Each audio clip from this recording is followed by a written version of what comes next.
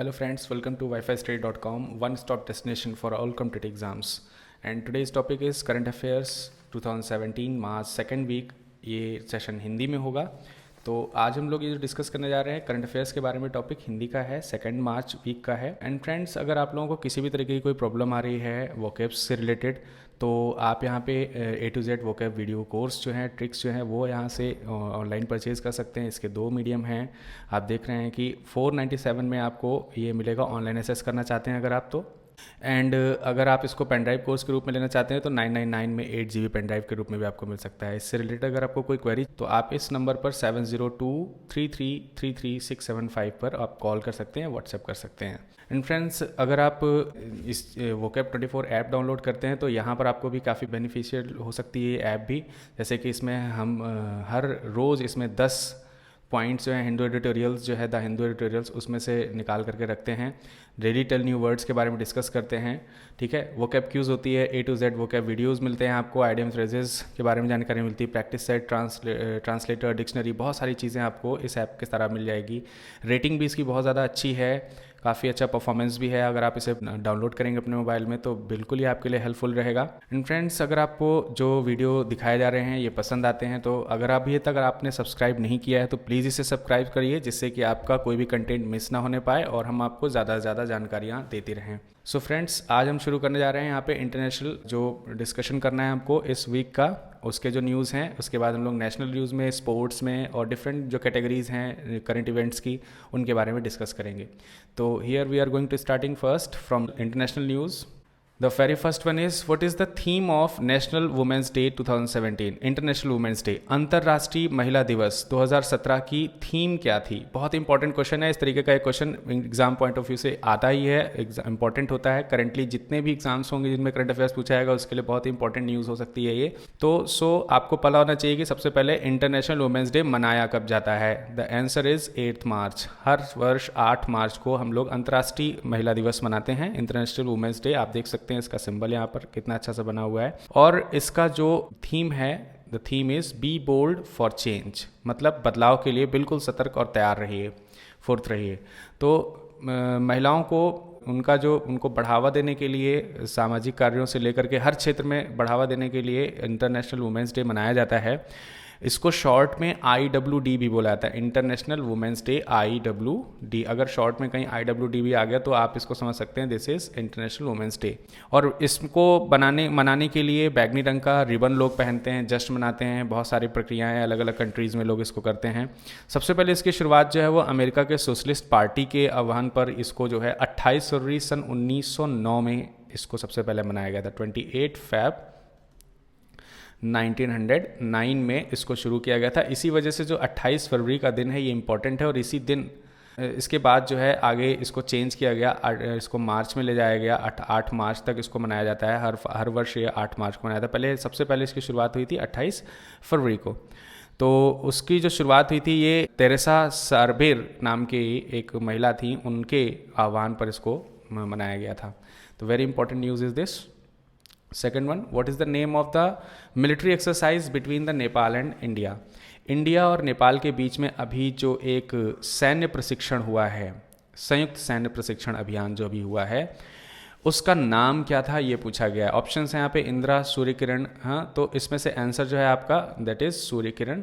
बहुत ही इंपॉर्टेंट है ये। अभी कई देशों में इस तरीके के हम लोग के इंडिया और कई कंट्रीज़ जो हैं आपस में सैन्य अभियान, संयुक्त सैन्य अभियान करते हैं, जिससे कि ज्वाइंटली इन लोगों का डेवलपमेंट हो सके। मिलिट्री एक्सरसाइजेस का ये फ़ायदा होता है, ठीक है। जैसे भी रिसेंटली इंडिया और ओमान को भी लेकर के हुआ था, तो इंडो नेपाल का जो ज्वाइंट मिलिट्री सेशन है उसको नाम दिया गया सूर्य किरण 11। ये जो शुरुआत है सूर्य किरण 11 की, इसकी शुरुआत के लिए लिखा हुआ है joint military exercise Surya Kiran between India and Nepal has begun in Pithoragarh area of Uttarakhand. बहुत इंपॉर्टेंट न्यूज़ है ये कि कहाँ पे शुरुआत हुई है इसकी, उत्तराखंड में। और उत्तराखंड में भी कहाँ पर, पिथौरगढ़ में। तो लगभग 2 सप्ताह लंबी एक्सरसाइज होगी। तो इससे रिलेटेड जो भी न्यूज़ हैं फ्रेंड्स, हम लोगों को ये भी चाहिए कि जो भी न्यूज़ हम लोग पढ़ रहे हैं, जैसे मैं वीडियो में सारी चीज़ें तो एक साथ एक समय पर इंक्लूड नहीं कर सकता, पर अगर आप वीडियो पढ़ रहे हैं तो उस समय आपको जो भी चीज़ें मिल रही हैं रिलेटेड, आपको उसको भी अपने नोट्स में इंक्लूड करना चाहिए। सपोज दैट आपको यहाँ पे नेपाल के बारे में जानकारी मिल रही है, Indo Nepal joint military session चल रहा है, तो आपको नेपाल के बारे में जो इनिशियल पॉइंट्स है वो जानकारी होनी चाहिए। For example capital of Nepal that is Kathmandu, यहाँ पे हमने बोल्ड करके आपको दिखाया भी है जिससे कि सहायता मिले। Currency of that country from which the news has begun, rupee उसका जो है करेंसी है, प्रेसिडेंट वहाँ के और प्राइम मिनिस्टर, इस तरीके की जो न्यूज़ हैं बहुत इंपॉर्टेंट होती हैं, आप इन पर भी गौर करेंगे तो ज़्यादा अच्छा रहेगा। फिलहाल इस क्वेश्चन का आंसर क्या मिला आपको, सूर्य किरण, ये संयुक्त सैन्य अभियान है। मैंने अभी एक नाम लिया था इंडिया और ओमान के बीच में भी संयुक्त अभ्यास चला हुआ, तो इंडो ओमान इनके बीच में जो संयुक्त सैन्य अभ्यास हुआ था उसका नाम भी इंपॉर्टेंट है, आप याद रख सकते हैं, अल नगहा सेकंड करके ये भी हुआ था, ये भी हिमाचल प्रदेश में हुआ था 6 मार्च 2017 से। ठीक है, तो ये इंपॉर्टेंट न्यूज़ हो गई। Next one is which country has the highest bribery rate for Pacific Asian region. तो आपको ये बहुत इंपॉर्टेंट है कि घूस जो लिया जाता है जॉब या किसी भी दूसरे काम को करने के लिए, जो भी रिश्वत ली जाती है, उसके मामले में अगर पूछा जा रहा है यहाँ पर कि कौन सी कंट्री जो है जो एशिया पैसिफिक रीजन में जो हाईएस्ट रेट पर है, तो यहाँ पर लिखा है India has the highest incidence of bribery in Asia. Bharat जो है इसमें सबसे ऊंचे स्थान पर रहा है। एक्चुअली यहाँ पर न्यूज़ के बारे में ज़रा अगर पढ़ लेते हैं तो यहाँ से और ओवरव्यू आपको क्लियर हो जाएगा। लिखा है over 900 million peoples, 1 in 4 across the 16 nations in the Pacific regions paid the bribe in the past years when trying to cross the bribe services like education and healthcare। तो आपको यहाँ पर देखने को मिल रहा है among the India has the highest bribery rate that is 69%। तो इसमें इंडिया का जो bribery rate है वो कितना है, 69 है, सबसे ज़्यादा है। और ये प्राइवेट रेट जो है वो एंटी ग्राफ्ट ट्रांसपेरेंसी यानी कि ट्रांसपेरेंसी इंटरनेशनल एजेंसी के द्वारा ये निकाला गया था, सर्वे किया गया था और उस सर्वे में ये चीज़ें पता चली हैं। तो सर्वेयर कंपनी का नाम क्या है, transparency international, that is in short form TI। ठीक, India was closely followed by the Vietnam, यानी कि इंडिया के बाद जो दूसरा सबसे घूस में के मामले में सबसे आगे जो है, रिश्वत के मामले में जो आगे है देश, वो है 65% के साथ वियतनाम, और तीसरे नंबर पर थाईलैंड 41% के साथ। तो ये इंपॉर्टेंट है, आपको ये कम से कम 3 नाम तो याद होनी चाहिए। इंडिया इसमें टॉप में है, मतलब जो कि वैसे तो इंडिया के पॉइंट ऑफ व्यू से बिल्कुल भी अच्छी बात नहीं है, पर फिर भी नाम है तो याद रखना पड़ेगा। The fourth news is which countries constitutional court did not vote unanimously for the remove to the countries president Park Geun-hye from his office. तो कौन सा ऐसा देश है, कौन सी कंट्री है जिसमें जो वहाँ का प्रेसिडेंट है उसे कॉन्स्टिट्यूशनल कोर्ट के द्वारा अभी हटाया गया है। तो the answer is south Korean president. South Korea के प्रेसिडेंट थे ये पार्क गुए-हेन। ठीक है, इनको रिमूव किया गया है, इनके ऊपर महाभियोग लगाया गया और इन्हें संविधान के उल्लंघन का दोषी पाया गया। क्योंकि संविधान के उल्लंघन का दोषी पाया गया है ज्यून-ह्वे को, इसी वजह से सर्वसम्मति से इन्हें जो है इनके पद से हटा दिया गया है। तो इनकी जगह पर अब जो है इनकी जगह पर जो प्रेसिडेंट हैं, कार्यकारी प्रेसिडेंट हैं, एक्टिंग प्रेसिडेंट हैं, उनका नाम है हुआंग क्योआन। ठीक है, and Hwang Kyo-ahn is now currently a prime minister यानी कि PM of the country South Korea. तो जो साउथ कोरिया के प्राइम मिनिस्टर हैं उन्हीं को ये एक अतिरिक्त कार्यभार भी दिया गया है, क्योंकि वहाँ के राष्ट्रपति को संविधान के उल्लंघन की स्थिति में सर्वसम्मति से हटा दिया गया था। Where has been the mega cultural festival India by the Nile started. Nile एक रिवर का नाम है जो कि नाइल रिवर इजिप्ट में है, आपको पता होगा। तो लिखा हुआ है India by Nile opens with crafts mela. बहुत ही इंपॉर्टेंट न्यूज़ हो सकती है ये, एग्जाम पॉइंट ऑफ व्यू से भी बहुत इंपॉर्टेंट हो सकती है ये न्यूज़। इसमें क्या है, कल्चरल फेस्टिवल है ये, cultural festival India by Nile इसका टाइटल है। तो इसमें लिखा हुआ है India by Nile got off the colourful start of the foot of the pyramids with the craft Mela show casing joint handcraft exhibition in India and Egypt. तो friends इसमें जानना है कि ये क्या है, इसमें क्या चीज़ें होती हैं। इंडिया और इजिप्ट जो है मिल करके अपने जो भी इनका उद्देश्य क्या है, कुछ चीज़ों का प्रदर्शन करते हैं, जैसे डाइवर्सिटी जो है जितनी भी हैं कंट्रीज़ की, कल्चर के पॉइंट ऑफ व्यूज़ में आर्ट, म्यूज़िक, फिल्म, कुजीन्स या डिफरेंट जो भी फेस्टिवल्स हैं, उन सब चीज़ों को ध्यान में रखते हुए इनका प्रदर्शन किया जाता है, जिससे कि इन सब चीज़ों को दोनों कंट्रीज़ में बढ़ावा दिया जा सके। ठीक है, ये चीज़ इनका जो ये फंक्शन है या जो ये चीज़ें हो रही हैं, ये कारियो में होंगी, गीज़ा के पिरामिड में होंगी, अलेक्जेंड्रिया में होंगी, ये सब चीज़ें होंगी। इस समय इंडियाज़ एम्बेसडर जो हैं इजिप्ट में, उनका नाम है संजय भट्टाचार्य। उन्होंने इसके शुरुआत का अनाउंसमेंट किया है, मतलब इजिप्ट में इस चीज़ को शुरू किया जा रहा है, भारत भी इसमें शामिल है, मतलब भारत और इजिप्ट दोनों लोग मिलकर के इस चीज़ को शुरू कर रहे हैं अपने अपने कल्चर को रिप्रेजेंट करने के लिए। इस चीज़ को ऑफिशियल अनाउंसमेंट जो है इंडिया के जो इजिप्ट में एम्बेसडर हैं उन्होंने किया है। तो आपको यहाँ से एक नाम ये भी ध्यान रखना पड़ेगा, इंडिया के एम्बेसडर जो इजिप्ट में, उनका नाम है संजय भट्टाचार्य। संजय भट्टाचार्य ने इसकी ऑफिशियल लॉन्चिंग करी है। इसका काम है to promote India and Egypt handicrafts in India will organizing handicrafts exhibition. तो आपको ध्यान रखना है कि जो 8 मार्च से 14 मार्च के बीच में ये जो सिस्टम चल रहा है, इसका ये जो डेट है 8 to 14 मार्च, ठीक है, इसके बीच में एग्जीबिशन चलेगा और इस बीच दोनों देशों के जो कल्चर्स हैं उनको प्रमोट किया जाएगा। Next news is which country will conduct its first census in after 18 years. तो ये बहुत ही इंपॉर्टेंट न्यूज़ है क्योंकि हमारे देश के पड़ोसी देश का ही एक बहुत ही इंपॉर्टेंट न्यूज़ है, इस वजह से हमको ध्यान रखना बहुत ज़रूरी है।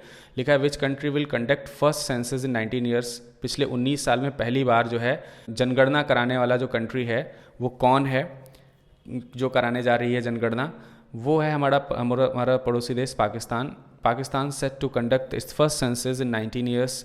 न्यूज़ में अगर हम देखते हैं तो यहाँ पे मिलता है हमें Pakistan is set to conduct the first national census in 19 year with assistance of over 200,000 troops. Army spokesman major general Asif Ghafoor and Ministry of State's Information Mariam Aurangzeb addressed the joint conference about the preparation of the 6th census। इस तरीके का जो छठा census होने जा रहा है उसकी घोषणा इन दोनों लोगों ने मिलकर करी हुई है। Which will be conducted into 2 phases। ये 2 phases में कराई जाएगी और ये कंप्लीट होगी मई 25 को। तो इनमें जो पाकिस्तान में जो जनगणना होने जा रही है, पाकिस्तान की जनगणना 2 phases में पूरी होगी। फर्स्ट फेज़ जो इसका स्टार्ट होगा वो 15 मार्च से स्टार्ट होकर के लास्टली मई 25 को ख़त्म हो जाएगा। तो आपको ध्यान रखना है 15 मार्च से सेंसस इनके स्टार्ट हुए, 15 मार्च से मार्च 15, और जो इनकी एंडिंग डेट है, लास्ट डेट है, दैट इज़ मई 25, ठीक है। Next one is which country will observe 25 March as genocide day. तो यहाँ पर ये भी बहुत इंपॉर्टेंट न्यूज़ है। तो सबसे पहले तो इस शब्द का अर्थ समझते हैं, जेनोसाइड। तो जैसे सुसाइड आप लोगों ने नाम सुना होगा, साइड शब्द जो है मृत्यु को दर्शाता है, ठीक है, और जेनोसाइड, जेन मतलब लोग, यहाँ पे जेनेटिक से पॉइंट रिलेटेड है जेनोसाइड, ठीक है। तो जेनोसाइड का मतलब होता है जो जनसंहार होता है, जनसंहार, लोगों को मारना, जनसंहार। तो जनसंहार दिवस के रूप में मनाया जा रहा है 25 मार्च। कौन सा देश है जो 25 मार्च को जनसंहार दिवस के रूप में मना रहा है? Yes, obviously it is Bangladesh. Bangladesh क्यों कर रहा है? क्योंकि बांग्लादेश ने 1971 में, 1971 में ढाका में इसी दिन मीन्स 25 मार्च 1971 को ऑपरेशन सर्च लाइट, ये इसकी शुरुआत करी थी, ऑपरेशन सर्च लाइट की, जिसमें भीषण जनसंहार किया गया, खूब अत्याचार किए गए, और उसी की याद में फिर इस 25 मार्च से इसको मनाया जाना शुरू किया गया। तो इसमें न्यूज़ में अगर देखें तो लिखा हुआ है Bangladesh universally adopted the resolution declaring the 25 March as genocide day in remembrance of the atrocities मतलब अत्याचार carried out by the Pakistani army in the night of March 25, 1971। तो उस रात जो है जो ये अत्याचार किया गया, उसी के लिए, इसके रिमेम्बरेंस में, उसी की याद में ये सब सारी चीज़ें बनाई जा रही हैं, जो कि बांग्लादेशी संसद से इसको पास किया गया है कि अब 25 मार्च को हम लोगों को ये मनाना है। Next is which is the world best city to live in. सबसे अच्छा शहर जहाँ पर जिया जा सकता है, या लाइफ जीवन प्रत्याशा जहाँ पर अच्छी हो सकती है, लोगों को अच्छे सुविधाएं मिल सकती हैं रहने के लिए, बढ़िया सुविधाएं जहाँ पर होंगी, वो कौन सा देश है? इन ऑप्शंस में से Vienna, Durban, San Francisco, London, या इनमें से कोई नहीं। The answer is Vienna. Vienna is the world's nicest city to live in and Baghdad the worst. तो यहाँ पर 2 न्यूज़ आपको एक साथ मिल रही हैं। सबसे बेकार शहर जहाँ पर जीवन जीने के लिए जो बेकार सुविधाएँ नहीं हैं, जहाँ पर ऐसे जो नॉर्मल जो चीज़ें होती हैं जीवन जीने के लिए जहाँ पर नहीं मिलती हैं बेसिक नीड्स, वो है बगदाद शहर, और जहाँ पर सारी सुविधाएं हैं जीवन जीने के लिए, दैट इज़ वियना। और अगर आप न्यूज़ में गौर करेंगे तो लिखा है Vienna Austria's grand capital, Vienna Austria की राजधानी है। मैंने अभी फ्रेंड्स बताया था कि कुछ जो नाम आते हैं आपको उनके नाम के जो भी इनिशियल पॉइंट्स हैं वो भी ध्यान रखने होंगे। जैसे यहाँ पे वियना नाम आया है, बगदाद नाम आया, तो आपके इनके कैपिटल करेंसीज वगैरह आपको याद रखनी चाहिए। तो वियना की राजधानी यहाँ पर कैपिटल है, और ये वियना डेन्यूब नदी के किनारे है, ठीक, ऑस्ट्रिया, ठीक। वही लिखा हुआ है top the consulting firms of Messrs list offering the highest quality of life in the 8th year is in a row, while the Baghdad is again considered the worst place in the to live। तो जीवन जीने के लिए अभी भी, पिछली बार भी बांग्लादेश ही सबसे वर्स्ट कंडीशन में था, इस बार भी वर्स्ट कंडीशन में है, पर वियना के लिए वियना जो है पिछले 8 सालों में सबसे अच्छी कंट्री है जहाँ पर हम लोग रह सकते हैं, प्लेस है जहाँ पर हम लोग रह सकते हैं।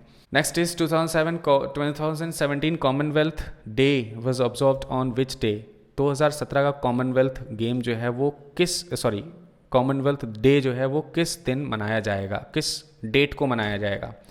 तो सबसे पहले तो कॉमनवेल्थ, कॉमन एंड वेल्थ, दो चीज़ों को मिला करके बना है। तो ये उन देशों का संगठन है जहाँ पर कभी ब्रिटेन का राज हुआ करता था, यानी कि ऐसे 52 कंट्रीज़, ऐसे 52 देश जहाँ पर जो ब्रिटिश सत्ता हुआ करती थी, उनका संयुक्त रूप से एक ग्रुप बना हुआ है, उस ग्रुप को हम लोग कॉमनवेल्थ बोलते हैं। तो कॉमनवेल्थ के यहाँ पर कुछ इंपॉर्टेंट की पॉइंट्स यहाँ पर आपको दिख रहे हैं। कॉमनवेल्थ ऑफ नेशंस, एम है इसका, Commonwealth is an inaugurational organization of 52 member states that mostly former territories of the British Empire, जो पहले ब्रिटिश एम्पायर के हिस्से हुआ करते थे, उन्हीं का ये हेडक्वार्टर इसका जो है वो लंदन में है। इसके जो हेड हैं वो क्वीन एलिजाबेथ हैं, जो कि queen Elizabeth second, secretary general हैं पैट्रिका स्कॉटलैंड। फाउंड हुआ, यानी कि इसकी स्थापना हुई है 1949 में, और इसमें अब तक 52 सदस्य हैं। तो आ जाते हैं इस पे पॉइंट पे, जो क्वेश्चन है 2017 कॉमनवेल्थ कौन से दिन को मनाया जाएगा, कौन सी डेट है जिस दिन वो मनाया जाएगा। तो पहले जान लेते हैं कि किस दिन मनाया जाता है।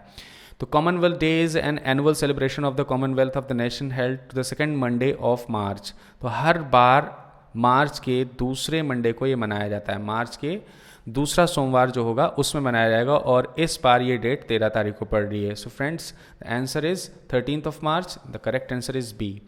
बहुत ही इंपॉर्टेंट पॉइंट यहाँ पर लिखा हुआ है, इसकी थीम है इस साल, इसकी थीम है a peace building Commonwealth, a peace building Commonwealth, ये इसकी थीम है। Next is the world consumer rights day is observe on the which date. किस डेट को world consumer right day observe किया गया है या मनाया जाता है। World consumer right day means विश्व कंज्यूमर राइट्स डे मतलब है उपभोक्ता अधिकार दिवस। कंज्यूमर मतलब उपभोक्ता, उपभोक्ता अधिकार दिवस। तो विश्व उपभोक्ता अधिकार दिवस ये मनाया जा रहा है किस दिन, 15 मार्च को मनाया जा रहा है।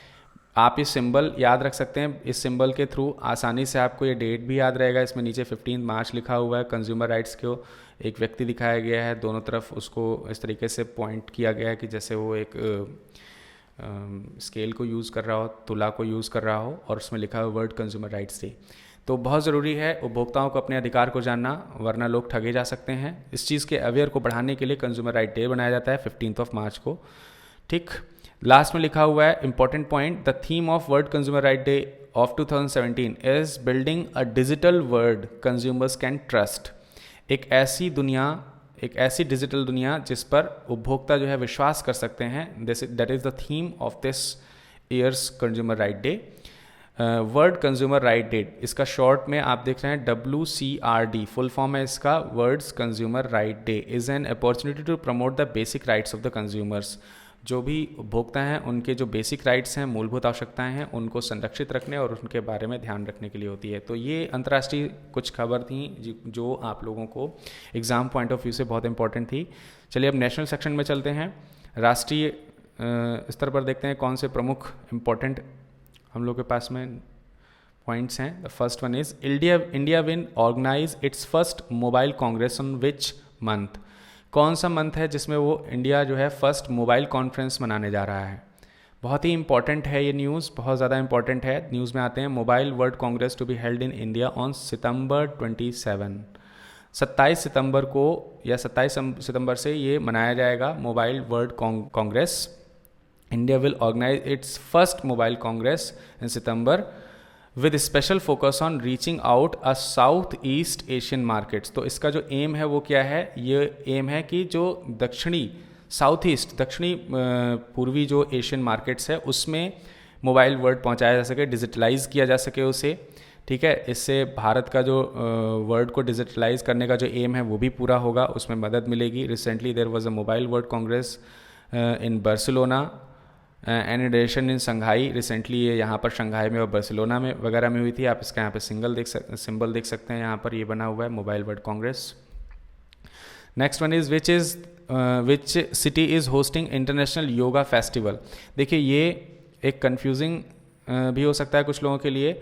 अभी जैसे मार्च का महीना चल रहा है तो यहाँ पर ये योगा एक इसी से रिलेटेड न्यूज़ आती है, yoga day, YOGA yoga day. तो आपको ध्यान रखना है, यहाँ से दो न्यूज़ एक साथ आपको मिलेंगी। तो पहला तो न्यूज़ यहाँ पर जो लिखी हुई है उसके बारे में डिस्कस कर लेते हैं। लिखा है होस्टिंग इंटरनेशनल योगा फेस्टिवल। कौन सी सिटी है जहाँ पर अंतर्राष्ट्रीय योग त्यौहार को मनाया जा रहा है, कौन सी वो सिटी है?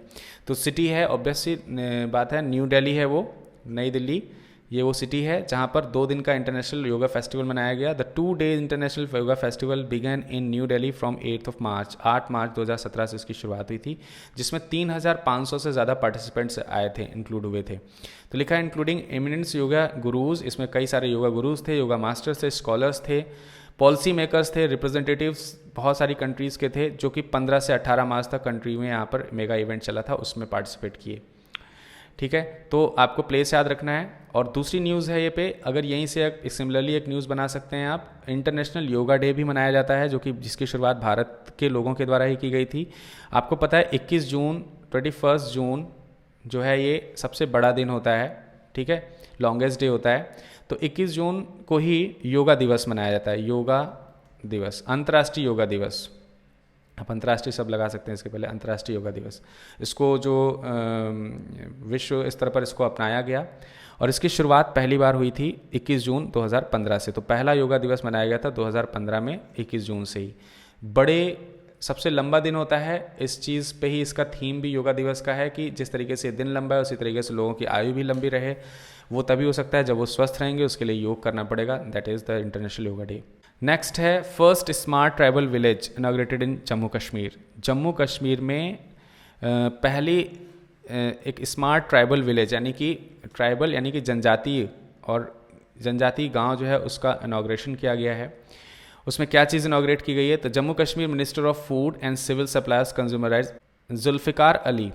तो आपको ध्यान रखना है, जुल्फ़िकार अली ने इसका इनॉग्रेशन किया है। किसका? First tribal model village in Hubbi. Hubbi कहाँ है? हब्बी जम्मू कश्मीर के कोटरांका जगह में है और ये कोटरांका जो है ये राजौरी डिस्ट्रिक्ट में है, राजौरी ज़िले में। तो राजौरी के कोटरांका के हब्बी में ये मॉडल विलेज बनाया गया है, जिसका इनॉग्रेशन जो है किया गया है किसके द्वारा? केंद्रीय खाद्य मंत्रालय जिनके पास है, जम्मू कश्मीर का जो खाद्य मंत्रालय जिसके पास है, food and civil supplies consumer affairs जिनके पास हैं, वो हैं जुल्फ़िकार अली और जुल्फ़िकार अली ने इसका इनॉग्रेशन किया है। The village has been introduced with a smart class of school, better roads, electricity and water facility. तो ऐसे ट्राइबल एरिया को मॉडल एरिया बनाया गया है और मॉडल एरियाज़ होते हैं इसमें स्मार्टली क्लासेस हों, स्कूल्स हों, बेटर रोड्स हों, इलेक्ट्रिसिटी हो, ये सारी सुविधाएं उसमें दी गई हैं। That's why the news is very important. Another one is which app has been launched by CBSE to help students to find exam centre. ये नई चीज़ CBSE के द्वारा शुरू किया गया है, बिल्कुल ही नई चीज़ शुरू की गई है CBSE के द्वारा, और ये इंपॉर्टेंट भी हो सकती है एग्ज़ाम पॉइंट ऑफ व्यू से कुछ समय तक। यहाँ पर तो लिखा हुआ है CBSE लॉन्च एग्ज़ाम लोकेटर, तो उसका नाम क्या है? उस ऐप का नाम आपसे पूछा जा सकता है। तो ऐप का नाम है एग्ज़ाम लोकेटर। जैसा कि नाम से पता चल रहा है इसका यही काम भी है, आपको एग्ज़ाम का जो वेन्यू है वो ये लोकेट करके दिखा सकता है, जिससे कि आप अपने एग्ज़ाम वेन्यू पर ऑन टाइम पहुँच सकते हैं। CBSE के बारे में कुछ इंपॉर्टेंट इन्फॉर्मेशन है हो सकती हैं आपके पास में, जैसे CBSE का फुल फॉर्म आपको याद होना चाहिए, साथ ही साथ उसका हेडक्वार्टर कहाँ पर है, central board of secondary education, that is CBSE। Headquarter है इसका न्यू दिल्ली में। Founded on 3 November 1962। चेयरमैन इसके राजेश कुमार चतुर्वेदी हैं। इस तरीके का एक ऐप था जो पीछे दिखाया गया था स्लाइड में। Next one is which city is hosting 11th north east business summit. North east business summit को आप शॉर्ट में NEBS भी लिख सकते हैं, जैसा कि यहाँ पे लिखा है north east business summit NEBS। इसकी शुरुआत कहाँ से हुई है, ये क्वेश्चन है। किस समिट में इसकी शुरुआत है? न्यू दिल्ली, मुंबई, हैदराबाद, चंडीगढ़, या इसमें से कोई नहीं। The answer is the 11th north east business summit was began in New Delhi.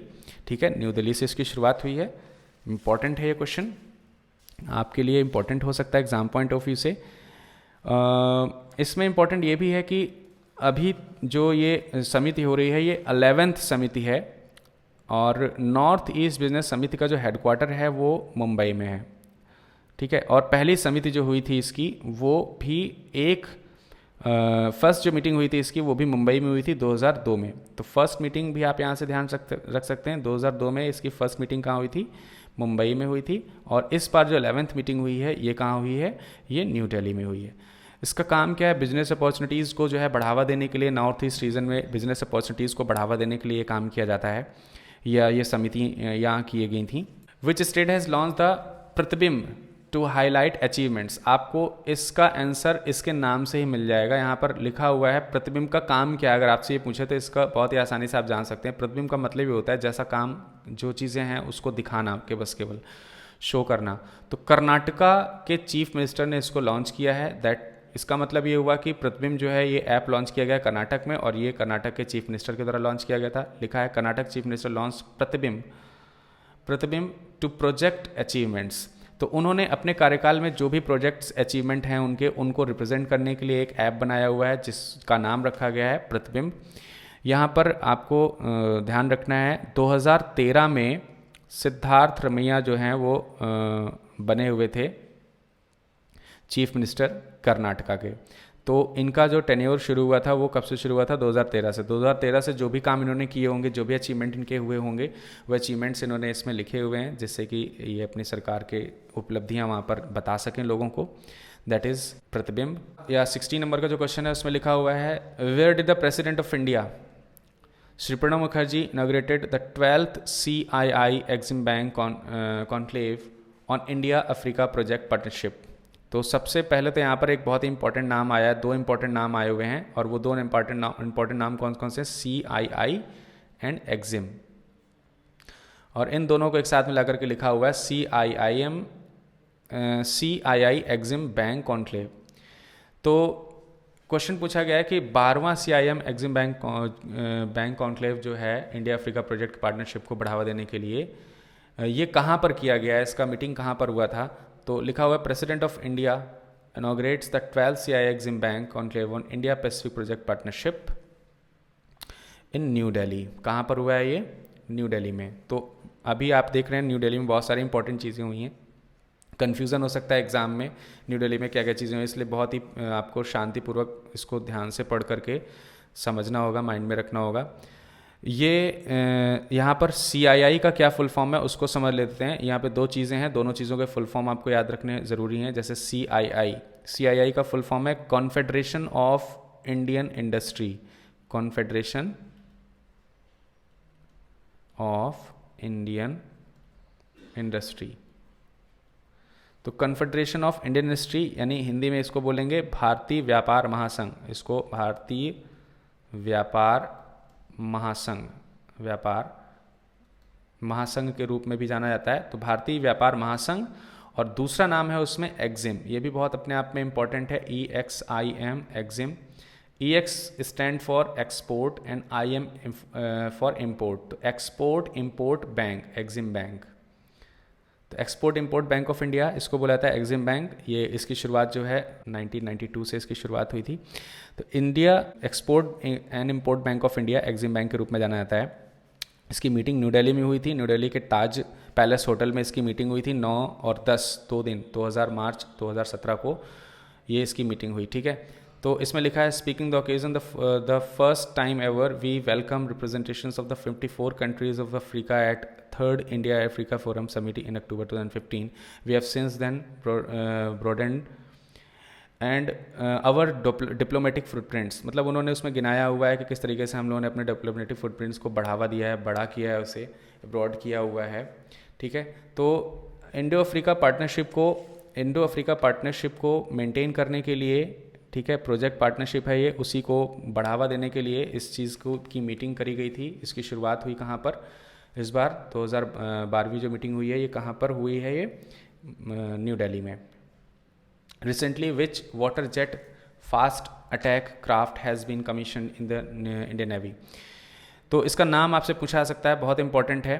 क्यों इंपॉर्टेंट है, क्योंकि इससे रिलेटेड एक सिमिलरली एक और भी न्यूज़ आपको पता ही हो गई होगी इसके नाम से ही।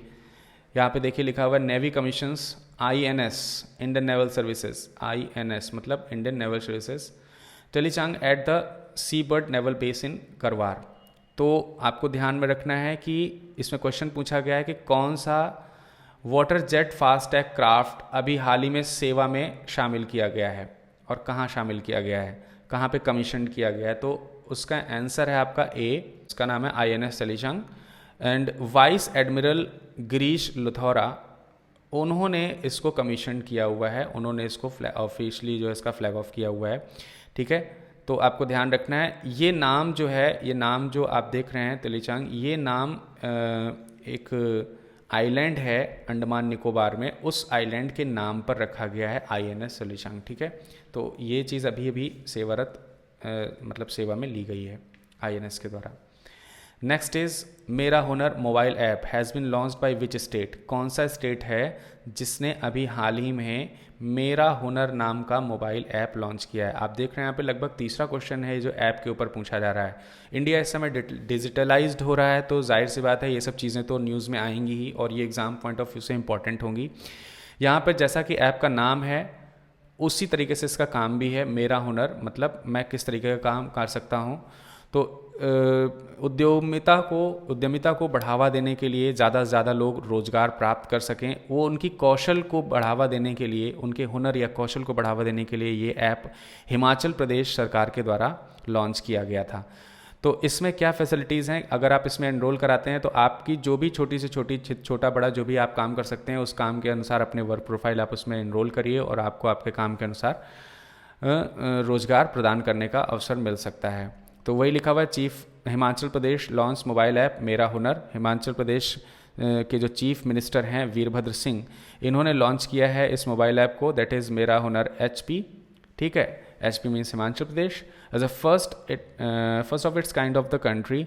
देश में पहला इस तरीके का अपना ऐप है जो जिन्होंने लॉन्च किया है, जो हिमाचल प्रदेश की सरकार ने किया है। देख सकते हैं आप इसमें से किस तरीके के लोग इसको अपने हुनर को दिखा सकते हैं। इसमें कोई प्लम्बर है, कारपेंटर है, मैकेनिक है, सिक्योरिटी गार्ड है, ड्राइवर है, जो भी छोटे बड़े जो भी हैं आपके अंदर हुनर वो आप इसमें पॉइंट आउट कर सकते हैं और उससे रिलेटेड आपको प्लेटफॉर्म मिल सकता है।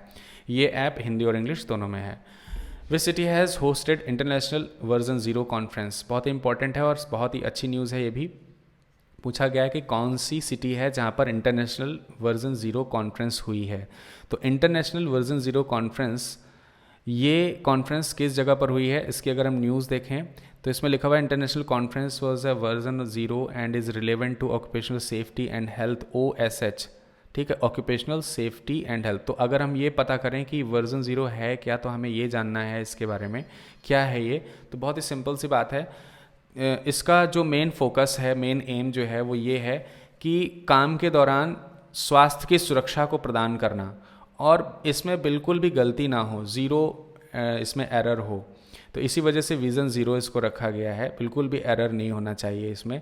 हर व्यक्ति को जो काम कर रहा है उसको उसके काम के दौरान बिल्कुल सुरक्षा मिले। स्पेशली जो माइनिंग सेक्टर्स होते हैं, जो बहुत ही हज़ार्डवस वर्क्स करते हैं, ख़तरनाक काम करते हैं, वहाँ पर जान की बहुत बनी रहती है लोगों के। तो उसी के बारे में है ये कि जो है लोगों को सुरक्षा प्रदान की जा सके। तो ये 3 दिन का कॉन्फ्रेंस जो है ये न्यू दिल्ली में हुआ था। इसका आंसर जो है आप लगाएंगे आंसर A, न्यू दिल्ली। 3 दिन का कॉन्फ्रेंस हुआ था ये भी 15, 16 और 17 मार्च 2017 को, 15 to 17 मार्च, जैसा यहाँ पे लिखा भी हुआ है, आप देख सकते हैं 15 to 17 मार्च, Vigyan Bhawan, New Delhi. Which of the following weeks was the observe as March 4 to 10th 2017। लिखा हुआ है कौन सा वीक है जो ऑब्जर्व किया गया है और किस रूप में मनाया गया है। तो मतलब मार्च 4 से 10 तक का जो ये वीक है, ये सप्ताह किस सप्ताह के रूप में बनाया गया। बहुत ही इंपॉर्टेंट क्वेश्चन है ये।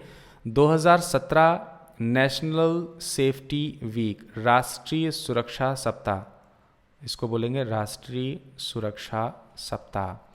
तो राष्ट्रीय शिक्षा सप्ताह जो है वो मनाया गया है मार्च 4 से 10 तक, 2017 मार्च 4 से 10। इसको हम लोग नेशनल सेफ्टी वीक के रूप में मना रहे हैं। तो लिखा हुआ है 46 national safety week campaign was commenced from 4 March 2017 to 10 March 2017। ये मार्च 4 से 10 मार्च 2017 तक कमेंस किया गया था, मतलब होगा मनाया जाने की बात हुई थी, इसमें मनाया गया जो कि and commission to the employees and general public to the work specially throughout the year safely throughout the year, कि जो लोग काम कर रहे हैं, जहाँ पर भी काम कर रहे हैं, जहाँ पर भी हैं, पूरी तरीके से उन्हें सुरक्षा प्रदान करी जाए। इसको ऑब्जर्व या मनाने की जो जिम्मेदारी है ये हर साल मनाया जाता है। इसके सौजन्य से नेशनल सेफ्टी काउंसिल के सौजन्य से NSC नेशनल सेफ्टी काउंसिल, जिसकी स्थापना 1972 में की गई थी, 1972 में। इसका हेडक्वार्टर आप जान सकते हैं मुंबई में है, हेडक्वार्टर इसका मुंबई में है। और 2017 के लिए इसकी थीम थी कीप ईच अदर सेफ, एक दूसरे को सुरक्षित रखें। India's largest municipal waste to power plant was inaugurated in which city. Question बहुत ही अच्छा है ये भी। इसमें पूछा गया है, आपको पता है कि इस समय भारत में स्वच्छता अभियान चल रहा है, जब से नरेंद्र मोदी जी की सरकार है, जो नया गवर्नमेंट आई है, तो इसमें बोला गया है कि स्वच्छ भारत अभियान जो है उसको प्रमोट करने की कोशिश हर गवर्नमेंट की तरफ से हो रही है, चाहे वो कोई भी स्टेट गवर्नमेंट हो। तो यहाँ पे उसी के बारे में लिखा हुआ था, इंडियाज़ फर्स्ट म्यूनिसिपल वेस्ट, नगर निगम का जो भी कचरा है, नगर निगम के द्वारा जो इकट्ठा किया जाता है, तो उस कचरे का सही उपयोग करने के लिए ये पावर प्लांट लगाया गया है। तो ये पावर प्लांट कहाँ पर लगाया गया है, इस कचरे का इस्तेमाल करते हुए पावर प्लांट कहाँ पर बनाया गया है, ये क्वेश्चन इसमें पूछा गया है। तो इम्पॉर्टेंट न्यूज़ है, लिखा हुआ है Venkaiah Naidu inaugurates India's largest municipal waste to the power plant. तो यूनियन डेवलपमेंट मिनिस्टर हैं ये, ठीक है, union urban development minister Venkaiah Naidu, इन्होंने इनॉग्रेट किया, यानी कि इन्होंने इसकी शुरुआत करी है। किस चीज़ की शुरुआत की है? जो भी राज्यों का जो म्यूनिसिपल नगर निगम के द्वारा जो वेस्ट मटेरियल इकट्ठे किए जाते हैं उससे पावर प्लांट तैयार करने के, और ये चीज़ इनॉग्रेट हुआ है न्यू दिल्ली में। So friends, your answer is new Delhi. ये काम स्वच्छ भारत मिशन को, लिखा भी हुआ है, स्वच्छ भारत मिशन को प्रमोट करने के लिए किया गया है। और जैसा कि कंट्री में लोगों ने अपना रखा हुआ है, एम रखा हुआ है कि 2019 तक इस तरीके से बहुत सारे जो सॉलिड वेस्ट हैं उसको हम लोग कन्वर्ट कर लेंगे पावर प्लांट्स में, तो उसी की शुरुआत यहाँ पर हुई है। Exhibition revolutionary patriots 1905 to 1947 was inaugurated in which city. किस शहर में क्रांतिकारी और पैट्रियोटिक देशभक्त क्रांतिकारी के रूप में जो रेवोल्यूशन पैट्रियोटिक्स जो 1905 से 47 के बीच हुए, उनकी प्रदर्शनी, जिससे कि देशभक्ति का जज्बा लोगों के अंदर आ सके, वो प्रदर्शनी कहाँ पर लगाई गई, उसकी शुरुआत कहाँ पर हुई है, इनॉग्रेट कहाँ पर हुआ है? तो एग्जीबिशन ऑफ रेवोल्यूशनरी पैट्रियट्स ये इनॉग्रेट हुआ है 127 फाउंडेशन डे है ये इसका, NIA का, उस दिन किया गया था। और इसकी जो शुरुआत है न्यू दिल्ली में हुई, मतलब इसका इनॉग्रेशन जो है रिसेंटली अभी न्यू दिल्ली में किया गया है। आप देख सकते हैं न्यू दिल्ली में बहुत सारी चीज़ों का इनॉग्रेशन हो रहा है, बहुत सारे न्यूज़ आपको न्यू दिल्ली से मिल रहे हैं, आपको ध्यान रखना है इसको। न्यूज़ की अगर हम तरफ गौर करें तो इसमें लिखा है on the occasion of 127th foundation day of national archives of India. National archives of India क्या है? नेशनल आर्काइव्स ऑफ इंडिया, राष्ट्रीय अभिलेखागार, भारतीय राष्ट्रीय अभिलेखागार, आर्काइव्स मतलब अभिलेखागार, NAI, भारतीय राष्ट्रीय अभिलेखागार। तो इसमें राष्ट्रीय अभिलेखागार जो है वो आर्काइव्स यानी पुरानी चीज़ों का कहीं ना कहीं संगठन होता है, तो उसी चीज़ का एग्जीबिशन यहाँ पर लगाया गया। देशभक्ति की भावना को जगाने के लिए एग्जीबिट किया गया था ये, और इसको एग्जीबिट किया गया है कहाँ पर? न्यू दिल्ली में। अभी रिसेंटली बहुत ही इंपॉर्टेंट न्यूज़ के रूप में आपके पास में ये पॉइंट्स आ सकते हैं। असेंबली इलेक्शंस कहाँ पर हुए हैं? 5 जगहों पर हुए हैं अभी रिसेंटली। इलेक्शंस जो हुए हैं इलेक्शन कमीशन के द्वारा कराया गया है। इलेक्शन कमीशन ने 5 जगहों पर, कौन सी 5 जगह हैं? उत्तर प्रदेश सबसे बड़ा क्षेत्र यही है। अगर देखा जाए तो 403 सीटें हैं इसकी। 403 सीटों में यहाँ पर जो विनर पार्टी हुई वो हुई Bharatiya Janata party with 312 seats, और जो रनर रहे वो समाजवादी पार्टी विथ 47 सीट्स। तो यहाँ पर अभी उत्तर प्रदेश में गवर्नमेंट भी बनी है। उत्तर प्रदेश में जो गवर्नमेंट है वो भाजपा की बनी हुई है। भाजपा की जो गवर्नमेंट बनी हुई है उसमें जो CM चुने गए हैं रिसेंटली यूपी में, उनका नाम है योगी आदित्यनाथ। योगी आदित्यनाथ बहुत ही इंपॉर्टेंट पॉइंट हो गया आपके लिए ये। उत्तराखंड में भी जो जीतने वाली पार्टी हुई वो भारतीय जनता पार्टी है। टोटल सीटों की संख्या यहाँ पे 70 है। जीतने वाली पार्टी है वो है भारतीय जनता पार्टी यानी बीजेपी, और कांग्रेस यहाँ पर सेकंड नंबर पर रहा, रनर यहाँ पे कांग्रेस रहा। तो यहाँ पर भी बीजेपी की गवर्नमेंट बनी हुई है। और उत्तराखंड में जिन्होंने कमान संभाली है उनका नाम है त्रिवेंद्र सिंह रावत। त्रिवेंद्र सिंह रावत। तो त्रिवेंद्र सिंह रावत की सरकार बनी हुई है उत्तराखंड में। पंजाब में 117 सीटों पर वोट हुआ, जिसमें से 77 सीट्स जो हैं वो कांग्रेस और उसके दल को मिली हैं, जिसमें आम आदमी पार्टी यानी कि आप ये सेकंड पोजीशन पर रही, रूलर रनिंग पार्टी रही है। विनिंग पार्टी जो है वो कांग्रेस है और कांग्रेस की सरकार यहाँ पर बनी हुई है। और जो यहाँ पर कैप्टन अरमिंदर सिंह जो हैं ये विजयी हुए हैं, कैप्टन अरमिंदर सिंह, ठीक है। गोवा और मणिपुर ये दो बहुत ही स्पेशल इंपॉर्टेंट न्यूज़ हो सकती हैं आप लोगों के लिए, क्योंकि यहाँ पर जो सीट्स हैं टोटल 70 हैं। कांग्रेस इसमें जीता था। रूलर पार्टी कांग्रेस की हो सकती थी पर वो नहीं हुई, जबकि भारतीय जनता पार्टी जो रनिंग थी वो उसकी सरकार यहाँ पर गोवा पे बनी हुई है। और गोवा में जो इस समय चीफ मिनिस्टर हैं वो बीजेपी पार्टी के हैं, जबकि बीजेपी यहाँ पर हार गई थी, फिर भी उनका ही यहाँ पर उन्होंने अपने आप को प्रूव किया, मत उनके ज़्यादा साबित हुए और उनकी यहाँ पर सरकार बनी है। मनोहर पर्रिकर यहाँ पे चीफ मिनिस्टर हैं। मनोहर पर्रिकर अर्लियर जो है ये भारत के सुरक्षा मंत्री थे, आपको पता ही होगा। और इन्होंने केंद्रीय मंत्रालय को छोड़ करके अब यहाँ पर चीफ मिनिस्टर का पद धारण किया हुआ है, ठीक है। डिफेंस मिनिस्टर हुआ करते थे ये।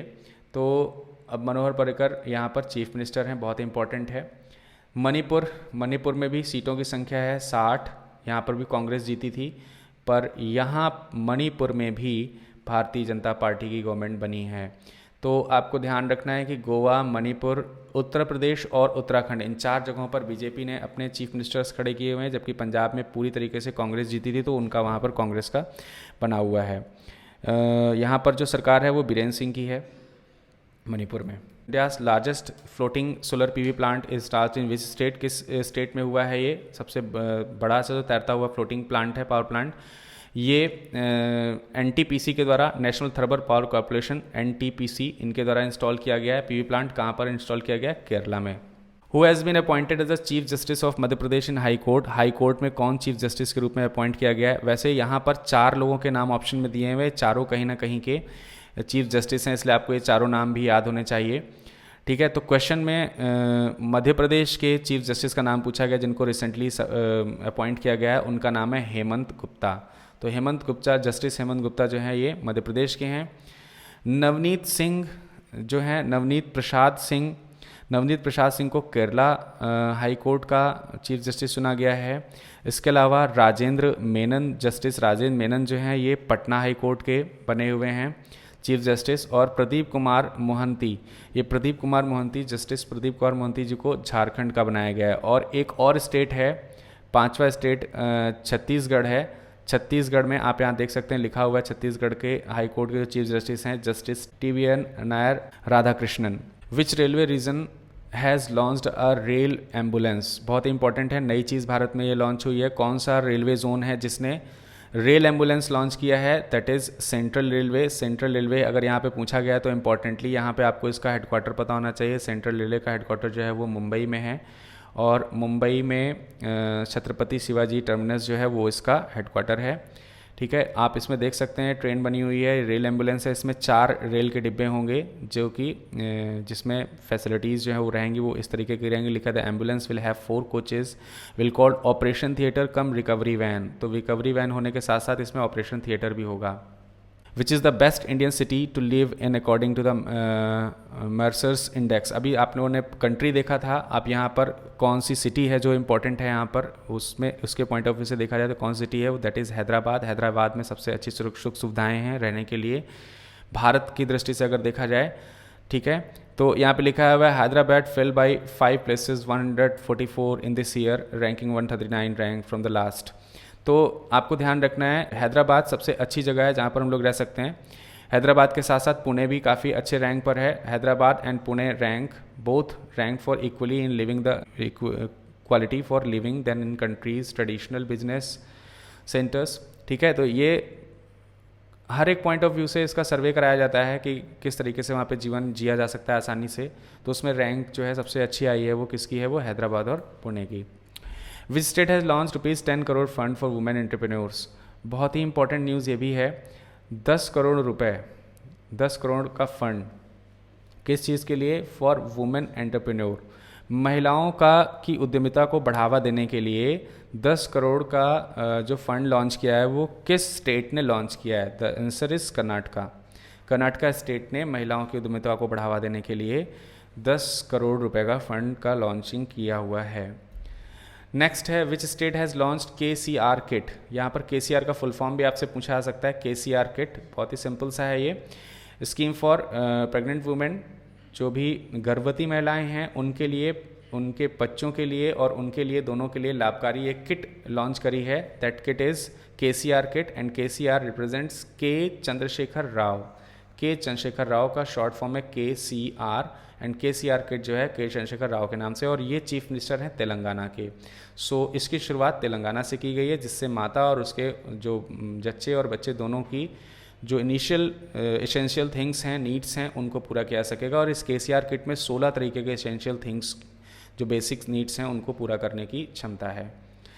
ट्रेड एंड बैंकिंग के सेक्टर में आते हैं अगर, तो विच bank has launch work from home, घर बैठे ही काम करने की सुविधा, वर्क फ्रॉम होम फैसिलिटी, ये किस बैंक ने शुरू करी है। The answer is SBI, state bank of India ने ये काम शुरू किया है कि इमरजेंसी केस में आप अपने घर से मोबाइल से भी ये काम कुछ इमरजेंसी के काम कर सकते हैं।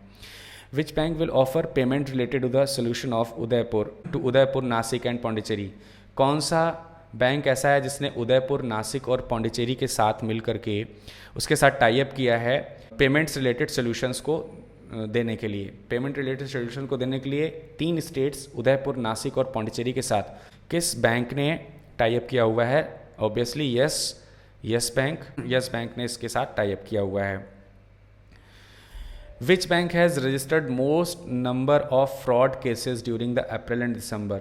अप्रैल-दिसंबर 2016 के बीच में कौन सी बैंक है जिसमें सबसे ज़्यादा फ्रॉड के केस पॉइंट किए गए। वैसे तो कई बैंक्स ने फ्रॉड के केस पॉइंट्स किए हैं, जिसमें से ICICI बैंक जो है इसके सबसे ज़्यादा फ्रॉड केसेस सामने आए हैं। लिखा हुआ है इसमें, आप देख सकते हैं, during the first time 9 months of the current physical as many for 455 fraud cases involving 1 lakh and above were deducted in ICICI bank. तो बहुत ही इंपॉर्टेंट है, आप देख सकते हैं ICICI बैंक इस पर टॉप पे रहा। उसके बाद दूसरे नंबर पर जो है वो SBI है 429, तीसरे नंबर पर स्टैंडर्ड चार्टर्ड। तो 3 बैंक्स के नाम आपको ध्यान रखने हैं। सबसे ज़्यादा फ्रॉड केसेस ICICI में मिले, फिर SBI में और फिर स्टैंडर्ड चार्टर्ड में। Which country now has biggest banking system in the world. कौन सा देश है जिसके पास में सबसे बड़ा बैंकिंग सिस्टम है। सबसे बड़ा बैंकिंग सिस्टम चाइना के पास है। तो China's banking system overtook eurozone to become the biggest in the world. सबसे बड़ा वर्ल्ड में जो है वो अब कौन है, चाइना है। China banking system is now biggest in the world. New analysis के हिसाब से अगर यहाँ पे नाम आया है चाइना को, तो चाइना के कुछ इनिशियल पॉइंट्स भी हैं। बीजिंग इसकी राजधानी है, करेंसी है युआन, प्रेसिडेंट है Xi Jinping and prime minister हैं Li. Milk to money, in short M2M, milk to money programme was launched by which bank in 2010। 2010 में ये प्रोग्राम लॉन्च किया गया था। किस बैंक की सहायता के द्वारा, कौन सा बैंक इसमें है शामिल। The bank is HDFC bank, housing development financial corporation इसका फुल फॉर्म है। प्राइवेट सेक्टर का ये बैंक है। लिखा हुआ है private sector lender HDFC bank has digitalised payments at over 1,200 dairy cooperatives in the country. It benefits 3.2 lakhs dairy farmers across 16 states under the aegis of the its milk money M2M programme, milk to money programme. ठीक है, तो आपको ध्यान रखना है कि 1,200 dairy मतलब जो कॉपरेशंस हैं कंट्री की, उनमें मतलब इस चीज़ को प्रोवाइड कराने की सुविधा वो रखा गया है, पूरा प्लान किया गया है HDFC के द्वारा। What is the new limit of NBFC। NBFC का फुल फॉर्म है non banking financial corporation, non banking financial company. ऐसी कंपनीज जो नॉन बैंकिंग हैं उनके द्वारा कैश की जो लिमिट है, लोन की कैश की लिमिट है वो कितनी है गोल्ड पर, ये लिमिट अब 25,000 कर दी गई है। पहले ये लिमिट करीब 1 लाख हुआ करती थी, अब उसको रिड्यूस करके अब अगर आपको 25,000 से ऊपर का लोन लेना है तो फिर आपको वो कैश के थ्रू ना मिल करके चेक के थ्रू ही मिल पाएगा। विच bank has signed US dollar 274 million agreement with German development bank KfW। कौन सा बैंक है जिसने जर्मनी के KfW बैंक के साथ 274 मिलियन US डॉलर का एग्रीमेंट किया हुआ है? तो वो बैंक है SBI ने किया है। ये US डॉलर 274 मिलियन का लगभग 1,800 करोड़ का लोन जो है ये फैसिलिटी प्रोवाइड कराई जा रही है। किसके द्वारा? SBI के द्वारा। विच bank has launch artificial intelligence driven एवब EVA। तो आर्टिफिशियल इंटेलिजेंस को शॉर्ट में AI भी बोला जाता है, AI। तो AI मीन्स आर्टिफिशियल इंटेलिजेंस। कौन सा बैंक है इसने लॉन्च किया है ये EVA? तो पहले तो EVA जान लेते हैं। EVA है इलेक्ट्रॉनिक वर्चुअल असिस्टेंस। तो इलेक्ट्रॉनिक वर्चुअल असिस्टेंस आपको बैंक में जाकर के असिस्टेंस लेने की जरूरत नहीं पड़ेगी, यहीं पे असिस्टेंस आपको मिल जाएगा। SDFC के द्वारा इसकी शुरुआत की गई है। ये लिखा हुआ है EVA is India's first AI based banking. पहली AI बेस्ड मैंने भी बताया, आर्टिफिशियल इंटेलिजेंस बेस्ड बैंकिंग की शुरुआत सबसे पहली बार अभी करी गई है और ये SDFC बैंक के द्वारा शुरू हुआ है।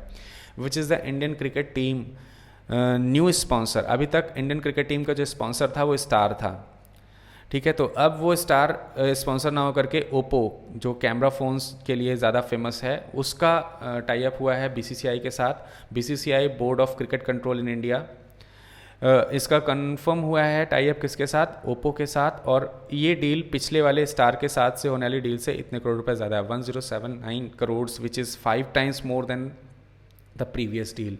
पिछली जो डील हुई है उससे 5 गुना ज़्यादा है ये deal. Which solar plant is receive a loan from world bank. कौन सा सोलर प्लांट है जिसने वर्ल्ड बैंक से अपने आप को इस्टेब्लिश करने के लिए यानी लोन लिया है वर्ल्ड बैंक से? कौन सा सोलर प्लांट है, कहाँ का सोलर प्लांट है वो? तो अपकमिंग रीवा सोलर प्लांट। तो रीवा सोलर प्लांट जो C ऑप्शन में आपको दिख रहा है, इसने वर्ल्ड बैंक से लिया हुआ है उधार अपने आप को इस्टेब्लिश करने के लिए। It will provide 25% of the loan amount under its clean technology fund. इसका जो 25% हिस्सा है क्लीन टेक्नोलॉजी फंड मिलेगा। And other amount will be provided in an interest rate of 0.25%। Which bank has won official language policy award for 2015-16? 2015-16 के लिए official language policy award किस bank ने जीता है? ये बैंक जीतने वाला जो है इसका नाम है सेंट्रल बैंक ऑफ इंडिया। यानी कि सेंट्रल बैंक ऑफ इंडिया जो है उसने 2015-16 का ऑफिशियल लैंग्वेज पॉलिसी अवार्ड जीता हुआ है। सेंट्रल बैंक के बारे में कुछ डिटेल यहाँ पर लिखी हुई हैं, जैसे कि सेंट्रल बैंक ऑफ इंडिया का हेडक्वार्टर जो है वो मुंबई है। फाउंडेड हुआ ये 21 सितंबर 2011 को। चेयरमैन इसके राजीव राशि एंड टैगलाइन है इसकी सेंट्रल टू यू सिंस 1911। 1911 से आपको सेंट्रलाइज कर रहा है। कुछ इंपॉर्टेंट अपॉइंटमेंट्स हैं जैसे DB वेंकटेश यानी कि D Balla Venkatesh Varma has been appointed as the ambassador of India to which country. किस कंट्री के लिए अपॉइंट हुए हैं भारतीय राजदूत के रूप में? कौन सी कंट्री में भारतीय राजदूत हैं? तो ये अपॉइंट हुए हैं एंडोरा में, ठीक है। एंडोरा में भारतीय राजदूत के रूप में ये हुए हैं। पहले ये स्पेन के राजदूत हुआ करते थे, अब एंडोरा के राजदूत हैं। Who has been elected as European council president. European council के अध्यक्ष के रूप में, प्रेसिडेंट के रूप में किसे नियुक्त किया गया है? तो बहुत ही इंपॉर्टेंट क्वेश्चन है, आपको ध्यान रखना है। डोनाल्ड टस्क, इनको फिर से री इलेक्ट किया गया है, पिछली बार भी यही थे और फिर से इनको री इलेक्ट किया गया है। इनका टेन्योर यहाँ पे लिखा है फ्रॉम 1 जून 2017 टू 30 नवंबर 2019। 1 जून 2017 से इनका टेन्योर शुरू होगा और 30 नवंबर 2019 तक रहेगा। Who has been elected as the new mayor of Mumbai. Mumbai का नया मेयर किसे चुना गया है? इंपॉर्टेंट है ये पॉइंट। शिवसेना को बिलोंग करते हैं, शिवसेना के हैं ये, जिनको नया मेयर चुना गया है मुंबई का, और उनका नाम है विश्वनाथ महादेश्वर।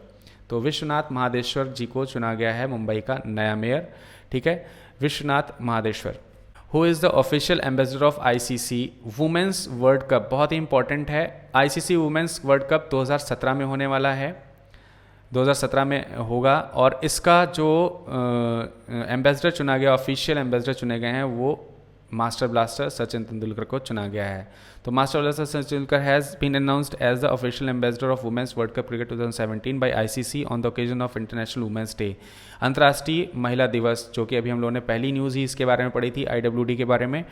तो उसी चीज़ को ध्यान में रखते हुए इस वर्ल्ड कप का ब्रांड एम्बेसडर सचिन तेंदुलकर को चुना गया है। Who has been appointed as the chairman of central water commission. Central water commission Narendra Kumar को चुना गया है। नरेंद्र कुमार जो है वो सेंट्रल वाटर इंजीनियर सर्विसेज 1979 के बैच के हैं ये, जिनको चुना गया है सेंट्रल वाटर कमीशन का अध्यक्ष। Manjeev Singh Puri has appointed as an India's next envoy to which country. किस देश के नए राजदूत के रूप में, एनवॉय के रूप में चुना गया है मंजीव सिंह पुरी को। तो मंजीव सिंह पुरी को नेपाल का एनवॉय चुना गया है। Who has been appointed as the Deputy Governor of Reserve Bank of India recently? Reserve bank of India यानी आरबीआई का डिप्टी गवर्नर किसे चुना गया है, ये चीज़ ध्यान रखनी है, बहुत ही इंपॉर्टेंट क्वेश्चन है। तो इससे 2 क्वेश्चन आपके बनेंगे। पहले तो यहाँ पे डिप्टी गवर्नर का क्वेश्चन ही है, तो डिप्टी गवर्नर किसको बनाया गया है, बीपी कानूनगो। तो बीपी कानूनगो को अपॉइंट किया गया आरबीआई का डिप्टी गवर्नर। जबकि आपको पता होना चाहिए कि आरबीआई का जो गवर्नर है उनका क्या नाम है, आरबीआई गवर्नर का नाम है उर्जित पटेल। ठीक है, उर्जित पटेल जी का भी नाम है, आपको याद रखना है। और डिप्टी गवर्नर जो भी चुने गए बीपी उनको। Who has been appointed as brand ambassador of Chinese smartphone maker OnePlus. Chinese smartphone maker OnePlus काफ़ी अच्छा फ़ोन है, तो इसके ब्रांड एम्बेसडर के रूप में अमिताभ बच्चन जी को चुना गया है। आप देख सकते हैं अमिताभ बच्चन यहाँ पर फोटो में बने हुए हैं। इस चीज़ को ध्यान में रखते हुए आप याद कर सकते हैं स्मार्टफोन मेकर वन प्लस के ब्रांड एम्बेसडर के रूप में। ये चाइनीज़ कंपनी का स्मार्टफोन है और इसके ब्रांड एम्बेसडर हैं Amitabh Bachchan. Who is holding the additional charges of Defense Ministry after the resignation of Manohar Parrikar. तो अभी आपने देखा मनोहर पर्रिकर जो है ये गोवा के चीफ मिनिस्टर बनाए गए हैं, गोवा के सीएम बन गए हैं। तो गोवा के जो सीएम बने हुए हैं मनोहर पर्रिकर, वो पहले डिफेंस मिनिस्टर हुआ करते थे। तो जब उन्होंने मिनिस्ट्री छोड़ी तो वो डिफेंस मिनिस्ट्री का पद जो है एडिशनली दिया गया है उसको उन व्यक्ति को जो कि भारत के इस समय फाइनेंस मिनिस्टर हैं। तो भारत के जो वित्त मंत्री हैं अरुण जेटली, उन्हीं को ये एडिशनल चार्जेस दिए गए हैं। Who is the new chief minister of Goa? As अभी डिस्कस किया थोड़ी देर पहले, he is Manohar Parrikar. Which bank has appointed Mark Tucker as a new chairman? कौन सी बैंक है जिन्होंने मार्क ट्यूकर को नया चेयरमैन चुना है अपनी बैंक का? तो वो है HSBC। HSBC का भी फुल फॉर्म यहाँ से आपसे पूछा जा सकता है। जैसे HDFC का मैंने फुल फॉर्म बताया, तो वैसे HSBC का भी आपको फुल फॉर्म याद होना चाहिए। Hong Kong and Shanghai banking corporation. H for Hong Kong, S for Shanghai and banking corporation, HSBC। ठीक है, HSBC जो है उसके अपॉइंटमेंट किया गया है उनके चेयरमैन के रूप में किसको, मार्क ट्यूसर को। ठीक, जो कार्यकाल संभालेंगे 1 अक्टूबर से। Who has been elected as a chairman of KPMG international. KPMG international संस्था है, उसका चेयरमैन चुना गया है बिल थॉमस को, यानी कि विलियम बी थॉमस या विलियम बिल थॉमस को इसका अध्यक्ष चुना गया है। ये बगल में आप इनकी फ़ोटो देख सकते हैं।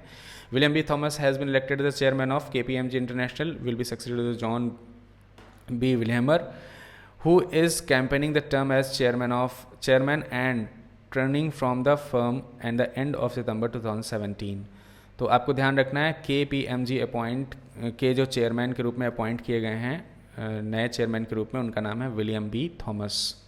अवार्ड्स की बात करें तो which award has been best service quality in 5 to 15 million passengers for per annum category. तो कौन सा एयरपोर्ट है जो 5 से 15 मिलियन पैसेंजर्स के कैटेगरी में सबसे बढ़िया, सबसे बेस्ट सर्विस देने वाले एयरपोर्ट के रूप में चुना गया है? That is Hyderabad Delhi airport. तो हैदराबाद दिल्ली एयरपोर्ट, ये 2 एयरपोर्ट जो हैं जिनकी रैंकिंग टॉप रैंकिंग के रूप में शामिल की गई है, भारतीय हैं दोनों। विच of the following has won the best actress awards at the international film festival and awards of Australia.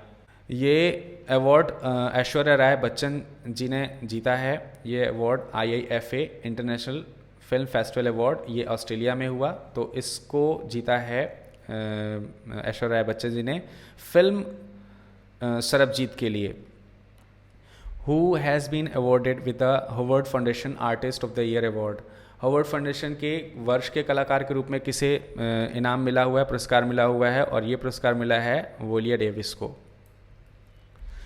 Who has been honoured with 26 Saraswati Samman. बहुत ही इंपॉर्टेंट है 26वें सरस्वती सम्मान, ये बहुत ही एग्जाम में पूछा जाने वाला क्वेश्चन है। 2016 का सरस्वती सम्मान, 26वां सरस्वती सम्मान किसे मिला है? तो एक कोंकणी लेखक हैं महाबलेश्वर सेल, इनको सरस्वती सम्मान मिला है। उनकी किताब है वतन, उस किताब के लिए, उस नोवेल के लिए। Who has been awarded with the honorary degree of director of the science. तो डायरेक्टर ऑफ साइंस की मानद उपाधि जो है वो किसे दी गई है? ये डायरेक्टर ऑफ साइंस की मानद उपाधि मोहन भागवत, जो कि संघ के अध्यक्ष हैं, आरएसएस जो हैं उनके चीफ जो है मोहन भागवत, उनको ये उपाधि दी गई है डीएससी यानी कि डायरेक्टर ऑफ साइंसेज। तो ये महाराष्ट्र में, महाराष्ट्र यूनिवर्सिटी की तरफ से दिया गया हुआ है। जी सिने अवार्ड के बहुत इंपॉर्टेंट पॉइंट है, बेस्ट फिल्म जो है वो पिंक है, उसको बेस्ट फिल्म का अवार्ड दिया गया है। और बेस्ट एक्टर आलिया भट्ट को उड़ता पंजाब फिल्म के लिए दिया गया। एक्टर जो बेस्ट हैं वो है अमिताभ बच्चन, वो पिंक फिल्म के लिए उनको बेस्ट अवार्ड दिया गया, बेस्ट एक्टर अवार्ड मिला है। बेस्ट डायरेक्टर का अवार्ड मिला है राम मधवानी को, जो कि फिल्म नीरजा के लिए बना हुआ है, मिला हुआ है। Best actor in comic role Rishi Kapoor and sons को मिला है। Viewers choice best film Dangal और viewers choice best film actor Salman Khan for the film Sultan film के लिए। और इसी सुल्तान फिल्म के लिए बेस्ट एक्ट्रेस का भी जो अवार्ड मिला हुआ है वो मिला है अनुष्का शर्मा को। थाई मॉडल हैं जिन्होंने अभी ट्रांसजेंडर ब्यूटी पेगेंट जो है उसको जीता हुआ है, ये थाईलैंड की हैं। लिखा हुआ है Thailand's own Jira Techa Sri Mongkolovanin was declared winner at the Miss International Queen event in Pattaya city. तो ये पेटा सिटी में ही हुआ था ये कॉन्फ्रेंस, वहाँ पर इनको विजेता घोषित किया गया है।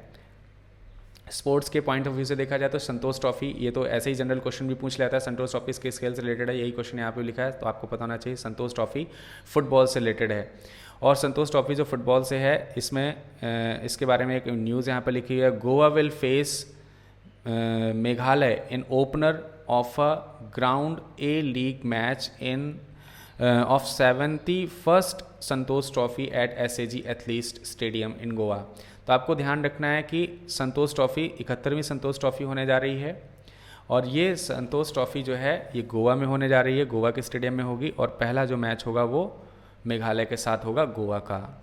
हु हैज़ वोन men's single title for all England badminton championship 2017? 2017 का ऑल इंडिया बैडमिंटन चैंपियनशिप जो है किसने जीता हुआ है मेंस में? तो ऑल इंग्लैंड बैडमिंटन चैंपियनशिप के पॉइंट्स यहाँ पर दिए हुए हैं। मेंस में ये खिताब जीता हुआ है मलेशिया के ली कोंग वी ने, ली कोंग वी, जो कि बी ऑप्शन में आपको यहाँ मिल जाएगा। वुमेंस में सिंगल्स का खिताब जीता हुआ है चाइना की ताई जू यिंग ने। तो चाइना से वुमेंस ने और मलेशिया से मेंस में ये खिताब जीता गया है। कॉमनवेल्थ गेम्स के बारे में यहाँ पे एक पॉइंट और है, कॉमनवेल्थ से एक न्यूज़ पहले ही पढ़ चुके हैं। यहाँ पर दूसरी न्यूज़ ये है कि Durban South Africa will not host games in 2022। 2022 में ये गेम डरबन में साउथ अफ्रीका में होने वाले थे, पर अब ये यहाँ पर नहीं होंगे, इसकी ऑफिशियली अनाउंसमेंट्स किए गए हैं। Who has won the Indian open golf title 2017? Indian open golf title 2017 का ये जो टाइटल है ये किसे दिया गया है? तो ये मिला है टाइटल SSP चौरसिया को। ये defence Indian open title SSP Chaurasia clean his 4th European tour title when won the Indian open for the second successive year in the 7th shoot victory. तो आपको ध्यान रखना है ये टाइटल अब की बार किसको मिला हुआ है? SSP चौरसिया को मिला हुआ है। Chowrasia has become the first Indian to defend the European tour title, पहली भारतीय महिला है जिनको यूरोपियन टूर टाइटल मिला हुआ है। डेथ की न्यूज़ के बारे में बात करें तो Renu Parvel was passed away from recently, अभी जल्दी ही इनका निधन हुआ है रेने प्रेवल का। Former president of which country, किस कंट्री के फॉर्मर प्रेसिडेंट हैं अगर उनके बारे में बात करी जाए? क्वेश्चन बहुत ही अच्छा है। तो ये फॉर्मर प्रेसिडेंट हैं हैती के। हैती की राजधानी है पोर्टो प्रिंस, ठीक है, तो वो आपको ध्यान रखना है। राजधानी पोर्टो प्रिंस इसकी राजधानी। करेंसी आपको ध्यान रखना है। प्रेसिडेंट आपको नाम याद रखना है। इनकी डेथ हो गई है अभी रिसेंटली, 74 साल की एज के थे ये जब इनकी डेथ हुई। अरविंद पद्मनाभम, इनकी डेथ हुई है। कौन थे ये, इनके बारे में पूछा जा रहा है। तो ये जर्नलिस्ट थे, ठीक है, तो ये एक जर्नलिस्ट हैं जिनकी अभी हाल ही में डेथ हुई है। इस तरीके से क्वेश्चन पूछा सकता है। Journalist Arvind Padmanabhan passes away. ये एग्जीक्यूटिव एडिटर थे IANS, died on cardiac arrest. George A Olah has passed away recently, अभी इनकी हाल ही में डेथ हुई है जॉर्ज ए ओला जी की। कौन थे ये, इनके बारे में? तो ये हैं केमिस्ट्री के नोबेल प्राइज़ विनर। इनकी एज 89 हो चुकी थी, काफ़ी उम्र के थे ये, तो इनकी अभी डेथ हुई है। नोबेल प्राइज़ इनको मिला है 1994 में।